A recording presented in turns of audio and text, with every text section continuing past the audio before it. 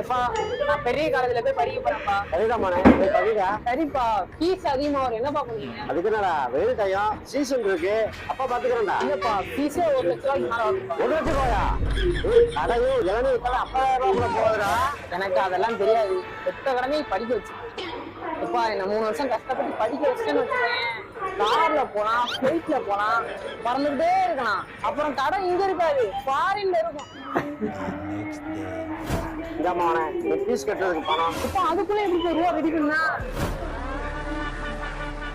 என் மகனை நான் கஷ்டப்பட விட்டுவேன். இப்போ என்னப்பா ஒரு சைடு கண்ணை காணும். அதைத்தான் கையில வச்சிருக்கேன். சரிப்பா, இந்த வருஷத்துக்கு ஃபீஸ் கொடுத்துட்டு அடுத்த வருஷத்துக்குப்பா இந்த வருஷத்துக்கு அண்ணன் இருக்காங்க, நீ படிடா.